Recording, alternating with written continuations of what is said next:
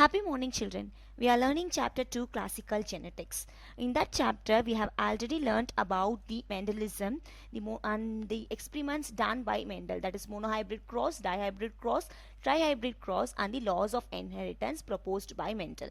So, in this session, we will learn about the extensions of Mendelian genetics. That is, the basis for genetics has been made by Mendel's experiment. So, based on the Mendel studies, we have extended the branch of science, that is genetics. What are the extensions made based on the Mendel studies? We will learn about those things in this session. So after the Mendel studies, there is a factor hypothesis which was proposed by Bateson. So it is also termed as Bateson's factor hypothesis. He has proposed the different gene interactions. So based on the Mendel's experiment, he has proposed two laws, that is law of dominance and law of segregation. So after studying the Mendel's experiment papers, the two different explanations has been given by Bateson. That is a gene interaction. This is about the gene interactions. He has proposed different gene interactions are taking place in the molecular level. That is intragenic gene interaction which involves the allele, so it is also termed as allelic interactions, and intergenic gene interactions which doesn't involve the alleles, the whole set of chromosomes will be interacted, so it is termed as the non-allelic interactions. So based on the Mendel's studies, the same experiment has been studied in some other plant. That is Mirabilis jalapa is one plant and snapdragon. So in this plant, they have made a same experiment which has been done by Mendel in pea plant. So in this in pea plant, Mendel has chosen two controversies, that is tall plant and dwarf plant. So in this Mirabilis jalapa plant, they have taken two controversing characters, that is a red flower and a white flower. So when they take these two things, they come to the conclusion that non-parental combination also occurs. Non-parental combination also occurs. So based on that, they have extended the Mendelian laws and they have proposed the different gene interactions. So here we have a classification of gene interactions, that is gene interaction has been classified into allelic and non-allelic interaction. In allelic interaction we have dominant relationship, that is a complete dominance, co-dominance, and incomplete dominance and over-dominant is there. About the complete dominance we have learnt in the Mendel's monohybrid cross, that is complete dominant will be done by the tall plant. In this session we will learn about the incomplete dominance and the co-dominance and lethal genes. Lethal genes we have a dominant lethals, conditional lethals, recessive lethals, and sex-linked lethals, balanced lethals also, and multiple alleles also present. And moving on to the non-allelic interactions, we have the epistatic. We will learn about the dominant epistasis in this chapter, and the additional or additive or polygenic interactions. We'll learn about all these interactions in this session. So moving on to the incomplete dominance, that was the first experiment based on the Mendel's experiment. They have done the same experiment in some other plant, that is Mirabilis jalapa plant, with the red flower and pink flower, and they have come to the conclusion, and in their result they have found the intermediate of the parental combination. Because if you see the Mendel's experiment, he has got all the 3:1 ratio, that is termed as the Mendel's ratio. So you will get a parental combination in F1 generation. In F1 generation he will get 3 tall plants and only one. F2 generation he will get 3 tall plants and 1 dwarf plant. Whereas in this, if you take the parent generation as a red plant, a flower and a white flower, if you made a cross in F1 generation itself, we get a flower, a pink color flower, that is the intermediate of parent, that is a non-parental combination, that is it is not red and it is not white, so there is a combination of red and white, a pink color flower has been produced. So they said that no blending of gene is there, but there is a molecular reasoning, because the enzyme which is responsible for producing this, that is it is not completely dominant, because the enzyme which is responsible for producing the pink color pigment is also present, and the recessive one, this white, will not have that particular enzyme. So 50% of the enzyme is present, so only the 50% of the conversion of that particular pigment is there, so only 50% of the color is expressed in the progeny. So that is why the color has been pink, that is only 50% of the parental color has been expressed. So this is what is termed as the incomplete dominance. The complete dominance is not expressed. So this is the same one. It is a snapdragon flower. The same studies has been made. So moving on to the codominance, the best example for codominance is the blood grouping of the human beings. So in blood grouping, we have a combination of AB blood group also. So both the parental combinations can be occur in the progenies. So both the parental character can occur in the progenies. So that is termed as the codominance. If you see here, if we have A and B, so the progeny will have a AB blood group. So if the parent has only A group, only A blood group progeny will be produced, that is offspring will have only A group. So if the combination is there, A B A combination is there, means the progeny will have a AB blood group, that is both the alleles will be represented in the offspring. So expression of both the genes in the offspring is termed as codominance. Moving on to the lethal genes. Lethal gene is the allele which can lead to the death of the particular organisms. In this, they have studied about the chlorophyll pigment in a plant. So this is the plant name, Anthurium aria. So in this plant, they have taken a gene like alleles. The capital C is a dominant allele which will produce chlorophyll, and this recessive will not produce chlorophyll. So when they made cross with these two heterozygote ones, so they have a combination of dominant and recessive gene. This also have a dominant gene and a recessive allele. So when they made hybrid, the cross made between two of these heterozygote, the F1 generation, they will get the F2 generation in the combination of, they will get one dominant chlorophyll and the combination of dominant and recessive, and they will get both the recessive. So these both recessive will not produce any pigment, the chlorophyll pigment will not be there, whereas in this dominant, in a green color pigment, that is chlorophyll, will be present, which will be helpful in the photosynthesis process, thus the plant survives. Whereas here one dominant allele is there which will produce a 50% of the chlorophyll, the plant can survive at most. But whereas in this recessive allele, both the alleles are recessive, so there won't be any production of chlorophyll. In the absence of chlorophyll, the photosynthesis process will not take place, leads to the death of a particular plant. Without photosynthesis, the plant will not get energy. With the loss of without the energy, the plant cannot survive. So the plant will die. So this double recessive chlorophyll gene will be the lethal gene.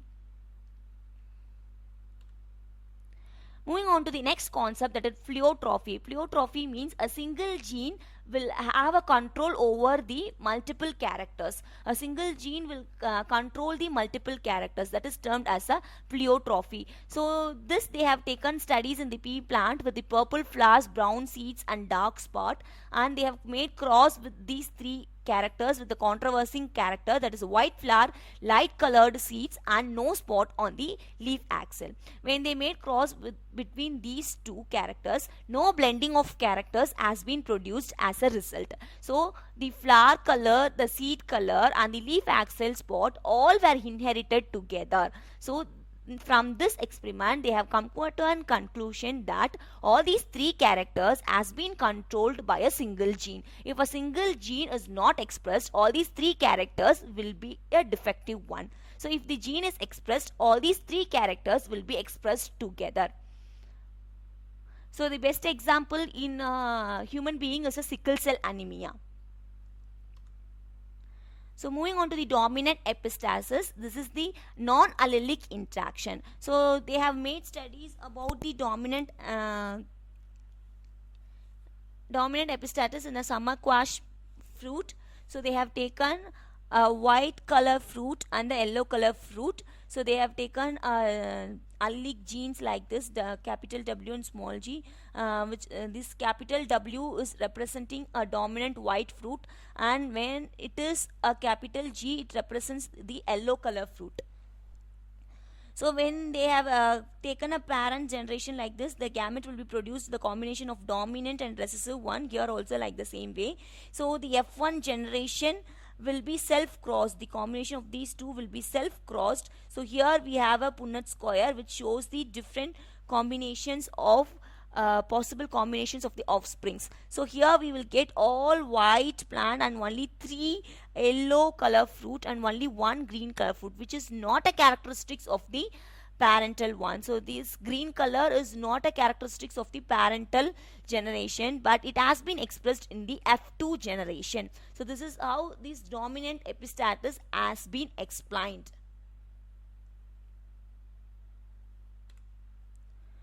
So here we have a different ratios of the epistatic interactions. So I have explained about the dominant epistasis. Like the same way we have the recessive epistatus and duplicate gene with the cumulative effect and complementary genes, supplementary genes, inhibitor genes, duplicative genes. All these will have a different phenotypic ratio. That is what this tabular column shows.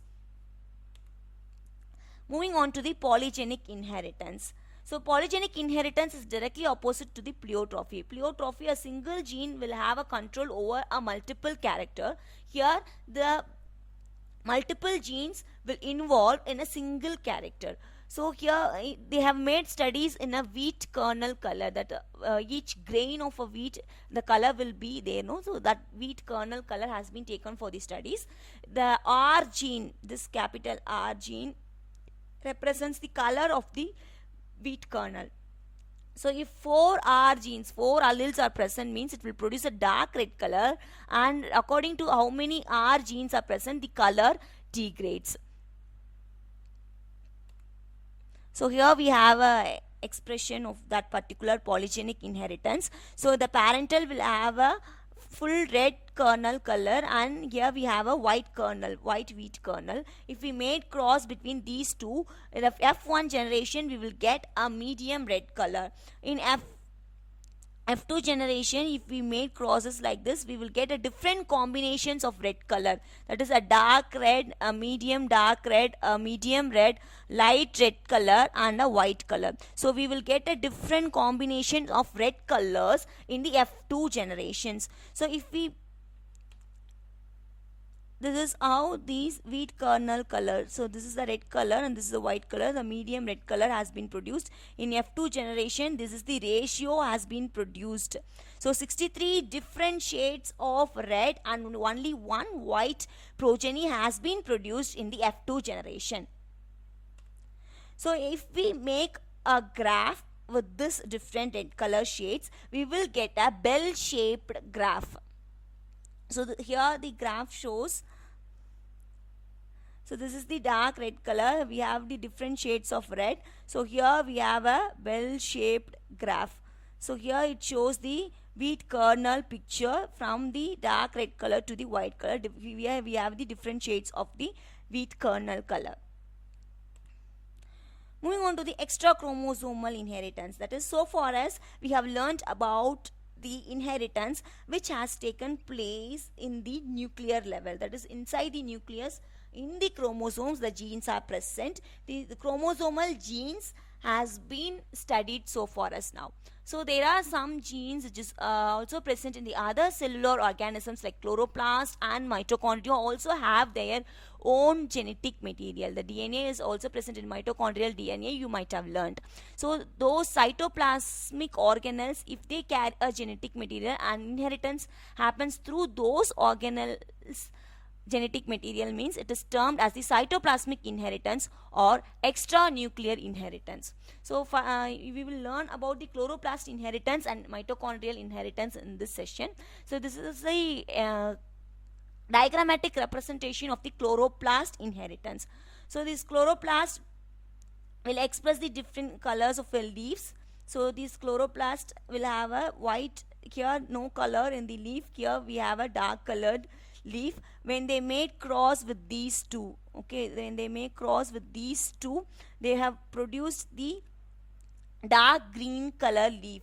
When they do it in a vice versa, here colorless leaf is the male one and colored leaf is the female one. So only female character has been expressed in the progeny. If they make in a vice versa, that is dark colored leaf is a male and they have taken a colorless one as a female, here also only female character has been expressed. So from this they have come to an conclusion that only the nuclear part is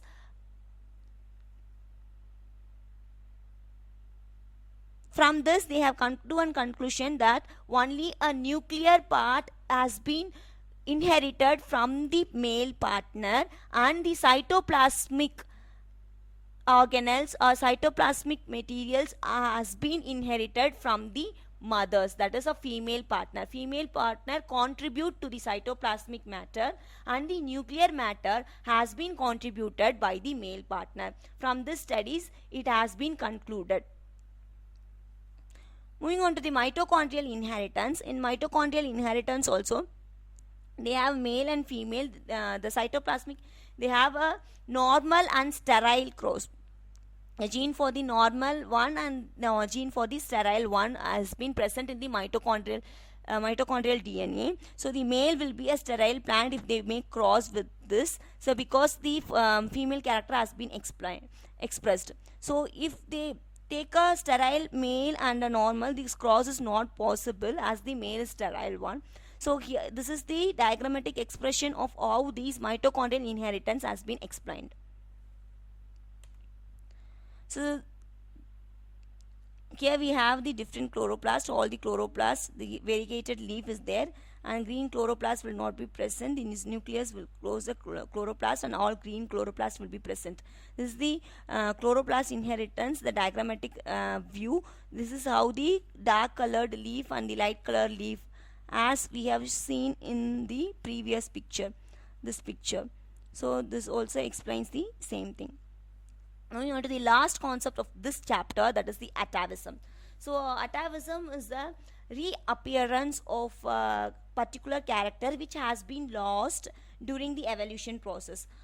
During the evolution process some of the character has been lost. So the ancestral trait, when it reappears after it has been lost through the evolutionary changes, the reappearance of the particular biological structure is termed as the atavism. So this is due to the fossilized genes. So the fossil genes are the junk genes which is also represented as pseudogenes, which as once being a working gene, at present it won't be a working gene. It is termed as a fossil gene. So when this fossil gene get activated, it will result in the atavism.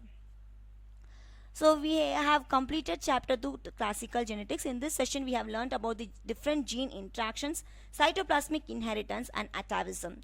So in this session we have completed chapter 2 and today's assignment is you have to explain about the incomplete dominance at the molecular level. I have explained about the red, white color and the enzyme responsible for that. So the molecular level explanation has to be given. So you can refer the previous session how I have given the molecular level explanation for the monohybrid cross, dihybrid cross. The next assignment topic is you have to compare the incomplete dominance and codominance and you have to differentiate the pleiotropy and polygenic inheritance. Thank you children. See you in the next session.